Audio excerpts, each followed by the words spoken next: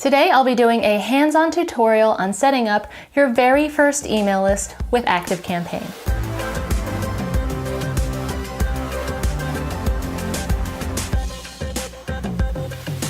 Hi everyone, thanks for joining me today. I'm Christine On, and I'm here to help you with your blog, brand, and your business. Today's video is part 2 of a 2-part series that I'm doing on starting an email list for beginners. So ActiveCampaign is a very powerful tool, and with it you can create lots of different kinds of opt-ins. You can create a floating bar at the top of your website. You can do a modal box. Today we're just going to do a simple inline form that can be used on your website's sidebar or footer. So first I'll show you how to create a form without offering a freebie, because that's just the simplest kind of form you can create. And I'll show you how to do both single and double opt-ins. All right, so let's dive in. So after you sign up for ActiveCampaign, the very first thing you'll have to do is set up your address. Just go to Settings, then Addresses, and just go up here to the upper right-hand corner and click the Add Address button. By the way, I highly recommend using a private address for this. Do not use your home address. You can use something like a PO box, a UPS store address, or a virtual mail service. So now let's create a list. Just go over here to the lists icon and then click Create a New List. Now you'll have to name your list. I recommend naming it something that you wouldn't mind your audience seeing, because they may be able to see it at various points of interaction. Type in the URL for the website that your list is for. Then remind your subscribers how they got on your email list. This is helpful to remind people that they opted in and you're not some random email spammer. Then click Create List. Next, you'll need to create a way for people to get on your email list, so let's create a form. Just go over here to the Forms icon and click on that, and then click Create New Form. So now let's name our form. I like to name my forms to reflect the freebies that I'm offering, so for this form, let's say that I'm offering people an opt-in cheat sheet. Choose your form style. For this tutorial, we'll be doing an inline form. And then under Action, you'll want to choose Subscribe to List. Then under Options, we'll choose Which List. Then click Create. So now we're in the Form Builder. Let's look at these tabs over here on the right. In the Fields tab, this is where you can add additional fields to your form. Simply drag and drop them. If you want to get rid of a field, just hover over it and click on the X. If you'd like to make a field required, simply click on a field and then tick the box over here on the right. So now let's look at the Style tab.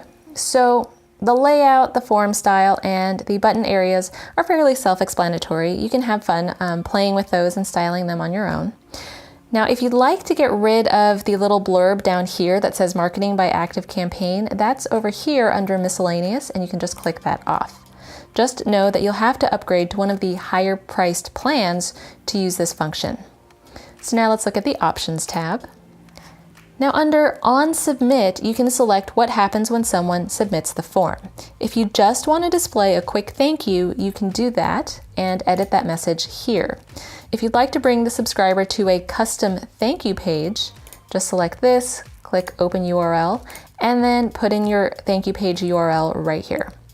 I highly recommend creating a custom thank you page. It's a great opportunity to say, thanks, you're all set, and by the way, follow me on Instagram, or by the way, join my Facebook group. Whatever your current business goals are, you can optimize your thank you page to help you meet those goals. So under Form Action, you can select which list your subscribers will be added to. If you click on the gear icon, you can select whether to enable double opt-in. Now, some people use double opt-ins to prevent spam bots from getting on their email list, but just know that double opt-ins can decrease your conversion rate. If you would like to enable double opt-in, just make sure it says On over here next to opt-in confirmation, and then you can edit the email that gets sent out by going to the Edit button here.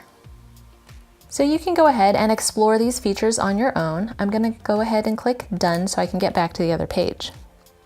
So let's look over here at confirmation action. Confirmation action is what happens after the subscriber clicks on the confirm button in their email.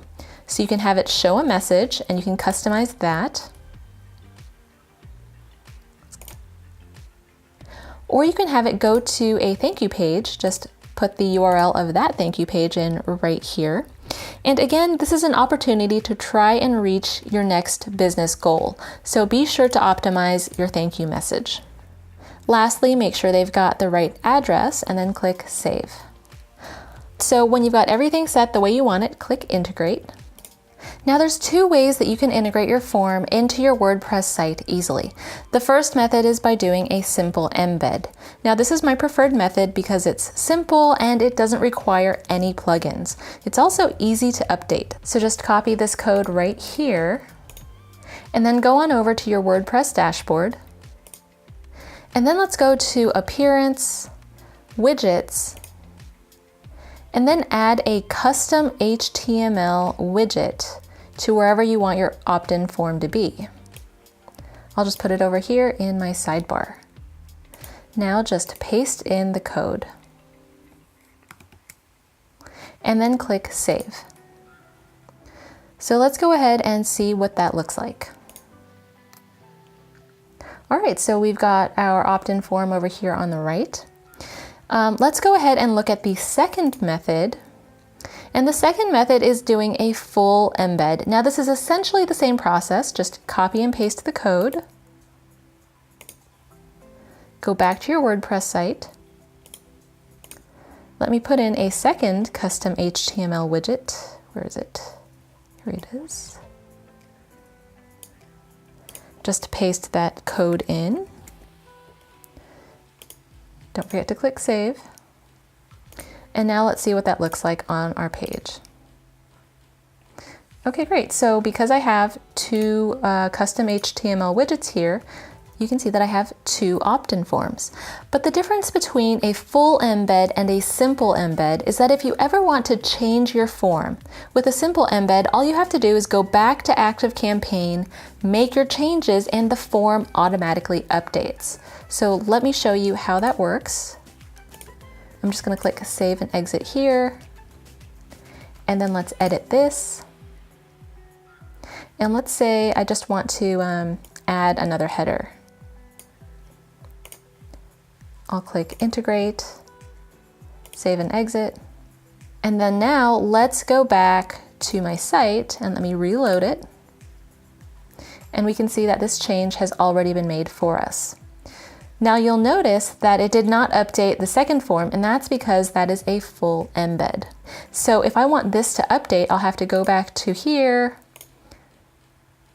and I'll have to go to Integrate again, and I'll have to copy and paste all of this code back into my widget all over again. So let's just do that.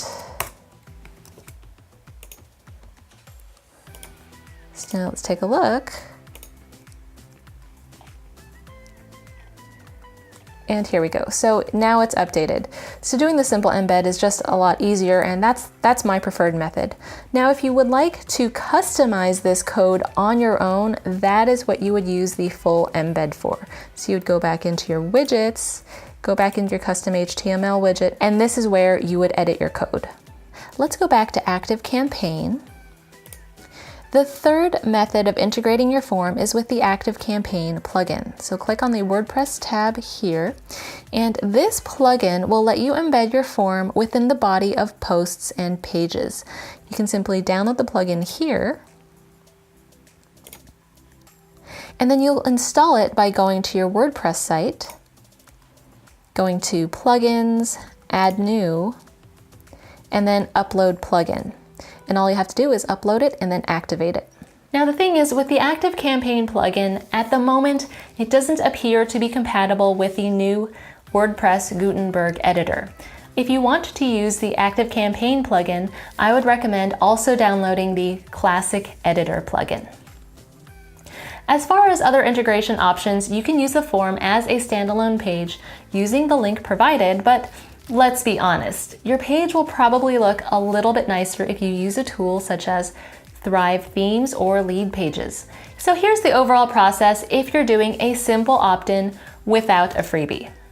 A visitor visits your website, they complete the form. After pressing the submit button, they're taken to a thank you page. Now, what if you want to offer a freebie? The way I do it is super simple. Just put the download URL on the thank you page. You can host your freebie as a Google Doc, you can upload it to Dropbox, you can use Amazon S3. As long as the service you're using provides you with a download link, you can simply insert that link on your thank you page somewhere and you are good to go. A lot of people like to go the route of sending the freebie via an email autoresponder, and while that does work, in fact, what I do is I put the freebie on the thank you page and I send it to their email address. The problem that I've encountered is that when you rely on email to send your freebie, you're going to get quite a few complaint emails saying that they never received the freebie, and that's just the nature of email autoresponders. It can be for a number of reasons. Maybe they entered in the wrong email address, maybe it didn't get sent yet, but whatever the reason is, you're going to have to take time out of your day to help that person, and that time can really add up as your website gains popularity. In addition, imagine being a prospective customer. If you try to opt in to get a freebie and it never arrives, how does that make you feel? It makes you feel like the brand isn't reliable or isn't trustworthy, right? So in order to keep people happy, I like to make sure that people get access to the freebie as soon as possible, and the way to do that is to put it on the thank you page. For those who are doing double opt-ins, you actually have a couple of choices when it comes to delivering your freebie. So without a freebie, here's the normal opt-in process. A visitor visits your website, they complete the form. After pressing the submit button, they're taken to a thank you page. Then they have to go to their email, click another button, and they're taken to another thank you page. So you can choose which thank you page you want to put your freebie on. If you put it on the first thank you page, a visitor can get the freebie without confirming subscription to your email list, which I would say is the more user-friendly approach, but then you run the risk of people not completing the sign-up process. If you put the download link in the confirmation email or on the second thank you page, you're essentially forcing them to opt into your email list before giving access to the freebie, which means more confirmed subscribers, but then you run the risk of getting a few complaint emails, like I said earlier. In addition, I should mention that Gdpr went into effect in 2018 for all of Europe. So for European citizens, marketers can't force people to sign up for an email list in order to get access to a freebie. Finally, the last thing I want to show you is how to set up a quick automation. Just go to Automations, and then click Add a new automation. Now you can browse the recipes for one that works for you, but today I'll just click Start from Scratch. So you'll have to select how a contact enters your automation. I will click Submits a Form, and then I'll select my form that I created. For runs, I'm going to select multiple times. Because essentially, if you select once, then if a contact opts in and then misplaces your freebie and then tries to opt in again, the automation won't run again for them. If you select multiple times, then a contact can go through the process as often as they need to. So then you'll select Send an Email. And then you'll have to create that email. So from here, you can select a template. I'll choose this one. And I think you can take it from here. Just follow the prompts and design your email.